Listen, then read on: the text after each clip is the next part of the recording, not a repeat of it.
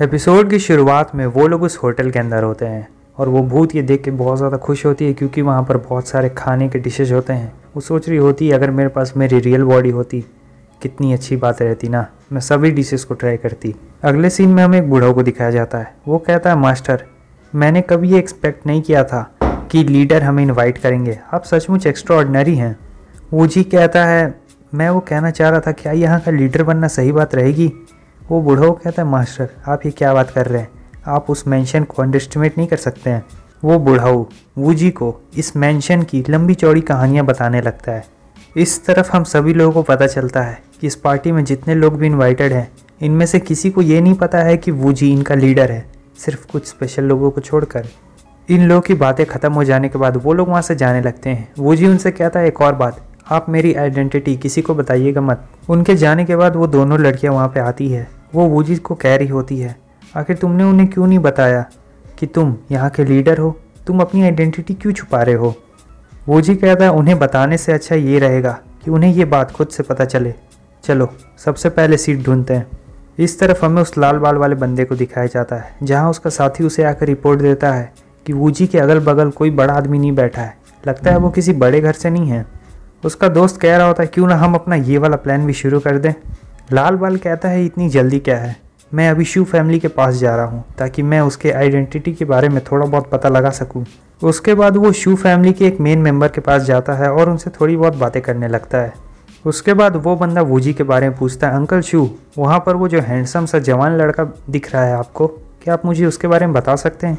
वो कहते हैं तुम्हें उसके बारे में क्यों जानना है। वो कहता है अरे नहीं कुछ भी नहीं, यहाँ आने से पहले मेरे कुछ दोस्तों के साथ उसकी लड़ाई हो गई थी, इसलिए मैं बस उसकी आइडेंटिटी के बारे में जानना चाहता हूँ। अंकल शू गुस्सा हो जाते हैं। वो कहते हैं बेवकूफ़ कहीं के। वो कहता है क्या हुआ, मैंने कुछ गलत कहा क्या। वो बताते हैं यहाँ पर जितने भी लोग आए हैं ये बहुत बड़े बड़े लोग हैं और तुम उसे गुस्सा दिलाने की कोशिश तो बिल्कुल मत करना। वो कहता है मगर ऐसा। अंकल शू कहते हैं देखो तुम्हें उससे माफ़ी मांग लेनी चाहिए क्योंकि वो एक्स्ट्रा ऑर्डिनरी है और अगर तुमने उसे गुस्सा दिलाने की कोशिश की तो तुम्हारी फैमिली भी इससे मुसीबत में आ सकती है। तुम इस बार अपने आप को बहुत ज़्यादा लकी समझो क्योंकि जो तुमने किया है वो उससे नाराज़ नहीं है, वरना अभी तक तुम कब के ख़त्म हो चुके होते। दुनिया में ऐसे बहुत सारे लोग हैं जिनसे तुम्हें पंगा नहीं लेना चाहिए।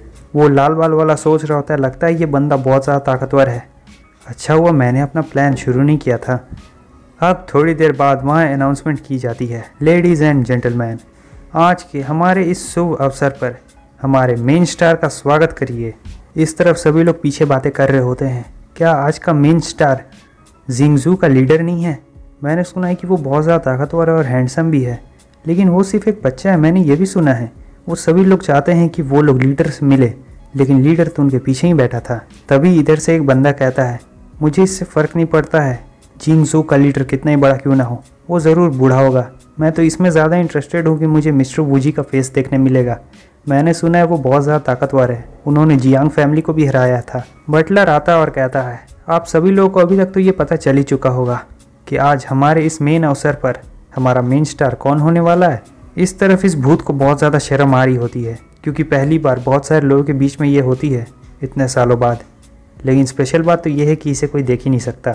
सभी लोगों को पता चल चुका होता है कि ये लीडर कोई और नहीं वूजी है। वो लोग कह रहे होते ये तो अभी बहुत ज़्यादा यंग है और इधर इंटरनल और एक्सटर्नल मास्टर भी देख के ये हैरान होते हैं जो इनके अलायंस का लीडर है वो यहीं का लीडर है। सभी लोग कह रहे होते हैं इस बच्चे के पास से तो बहुत तेज़ ऑरा निकल रही है, ये बहुत ज़्यादा ताकतवर है, इसे ही हमारा लीडर होना चाहिए। बटलर वूजी को आके बताता है कि हमने सभी गेस्ट को चेक किया है, जिन्हें भी हमने इन्वाइट किया था वो सभी लोग यहाँ पर आ चुके हैं, लेकिन अभी तक लू फैमिली का हेड यहाँ पे नहीं आया है। वो लोग हमें इग्नोर कर रहे हैं, हमें उनके खिलाफ कोई एक्शन लेना चाहिए। वूजी उससे कहता है तुम बिल्कुल वैसा ही करो जैसा हमने प्लान किया था। एक बंदा वूजी के पास आकर उसे बताता है कि लिंग क्विंग सेकेंड फ्लोर पर है। हमें एक बंदे को दिखाया जाता है जिसके आसपास से बहुत ही खतरनाक ऑरा निकल रहा होता है और ये है लू फैमिली का हेड। बटलर उससे कहता है लिंग क्विंग ये सब करना बंद करो, आज यहाँ पर बहुत ही अच्छा अवसर है। हम देखते हैं दो बंदे उस पर हमला करने के लिए जाते हैं, लेकिन वो उन दोनों बंदों को बहुत बुरी तरीके से मारता है। ली वूजी से कहता है तुम यहाँ के लीडर बनने के लायक नहीं हो, मुझसे लड़ो। इस बात को सुनकर सभी लोग एकदम हैरान हो जाते हैं। वो धूम तनाना वाला गाना नहीं है, वो बिल्कुल फिट बैठता है यहाँ पर। वो कहते हैं तुम्हारी इतनी हिम्मत, तुम हमारे चेयरमैन से कह रहे हो आके सीधे कि उनसे लड़ने के लिए। वो बटलर कहता है, लिंक्विंग तुम ये कैसी बात कर रहे हो, तुम्हारी इतनी हिम्मत, तुम यहाँ पे सीन क्रिएट करने की कोशिश कर रहे हो। अगर तुम्हें मास्टर से लड़ना है उससे पहले तुम्हें मुझसे लड़ना होगा। वूजी कहता है, शांत हो जाओ, मुझे लगता है वो अनकॉन्शियस है। जिन बंदों के ऊपर लिंक्विंग ने पॉइजन डाला था, वूजी अपने पावर की मदद से उनके पॉइजन को हटा डालता है। वो दोनों वूजी का शुक्रिया अदा करते हैं। उसके बाद वूजी उस बंदे से निपटने के लिए जा रहा होता है। वूजी बटलर को ऑर्डर देता है कि सभी लोगों को यहाँ से निकालो।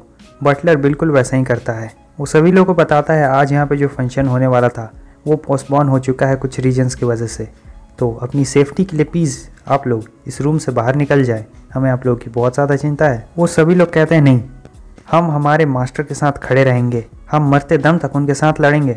बटलर कहता है, यहाँ ये सब बातें कहने के लिए आप लोगों का बहुत बहुत शुक्रिया, लेकिन ये हमारी मुसीबत है, हम इसे खुद सॉल्व करेंगे। सभी लोग चले जाते हैं, लेकिन वो तीनों मास्टर्स नहीं जाते हैं। वो बटलर उन्हें भी जाने के लिए कह रहा होता है। वूजी कहता है, उन्हें रहने दो। ये बंदा सोच रहा होता है, क्या ये लोग मामूली बूढ़े लोग नहीं हैं। बटलर और वूजी उस बंदे की तरफ आगे बढ़ रहे होते हैं। बटलर वूजी से कहता है, आखिर उस बंदे को क्या हुआ है मास्टर। वूजी कहता है, मुझे नहीं पता है, वो अनकॉन्शियस है मगर उसका दिल अभी भी धड़क रहा है। वूजी उस बंदे के पास जाता है। वो सभी लोग उसे मना कर रहे होते हैं क्योंकि उस बंदे के पास से बहुत ही खतरनाक पॉइजन वाली ऑरा निकल रही होती है। इस तरफ वूजी अपने मैजिक का इस्तेमाल करता है। वूजी सोच रहा था, मेरे पास ये शुद्ध बॉडी और पर्पल फ्लेम्स है, ये पॉइजन मेरा कुछ भी नहीं बिगाड़ सकती है। वूजी अपने मैजिक का इस्तेमाल उस बंदे के ऊपर करता है। तभी उसके मुंह से एक अजीब सा कीड़ा बाहर निकलता है। वो लोग उस कीड़े को तुरंत ही पकड़ लेते हैं। थोड़ी देर तक ये लोग सोच रहे होते हैं आखिर इन्होंने इस कीड़े को कहाँ देखा है, लेकिन फिर कुछ ही सेकंड्स बाद इन्हें याद आ जाता है कि ये वुडू का कंट्रोलर कैटरपिलर है, यानी जिस भी इंसान के ऊपर ये कैटरपिलर चिपकेगा आप उसकी बॉडी को कंट्रोल कर सकते हैं। ये ऐसे काम करता है कि जब ये कैटरपिलर किसी इंसान के शरीर पर चिपकता है तब वो अंदर से उसे खाने लगता है। उसके बाद वो इंसान बेहोश हो जाता है अंदर से, मतलब उसकी सांसें तो चलती है लेकिन वो बेहोश हो जाता है और फिर ये कैटरपिलर उसे कंट्रोल कर सकता है। बटलर आगे ये भी बताता है कि ये टेक्निक बहुत लंबे समय पहले ही विलुप्त हो चुकी है और इसने कभी सोचा नहीं था कि इसी ये टेक्निक यहाँ देखने मिलेगी। वूजी के मन में ख्याल आ रहा होता है, क्या ये सब उस लड़की का किया धरा है। तभी बटलर भी बिल्कुल यही बात कहता है, हो सकता है कि इन्हें उन लोगों ने फंसाया हो। उस बंदे को होश आने लगता है। बटलर उससे पूछता है, क्या तुम्हें कुछ भी याद है। वो कहता है, नहीं, मुझे कुछ भी याद नहीं है, मैंने अभी आंखें खोली तो मुझे बस ये पता है मैं यहाँ पर हूँ, इससे पहले का मुझे कुछ भी याद नहीं है। अचानक से उस बंदे को कुछ होने लगता है, बहुत ही अजीब। वूजी कहता है, ये बहुत बुरा है, सभी लोग पीछे हटो। फिर वहाँ पर एक बहुत बड़ा धमाका होता है और उस बंदे के चित्रे चित्रे उड़ चुके होते हैं। वूजी सभी लोगों को ऑर्डर देता है कि वुडान फैमिली के सभी लोगों को मार दिया जाए और उसके बाद हम उस क्वीन और उसकी वाइफ को ढूंढेंगे।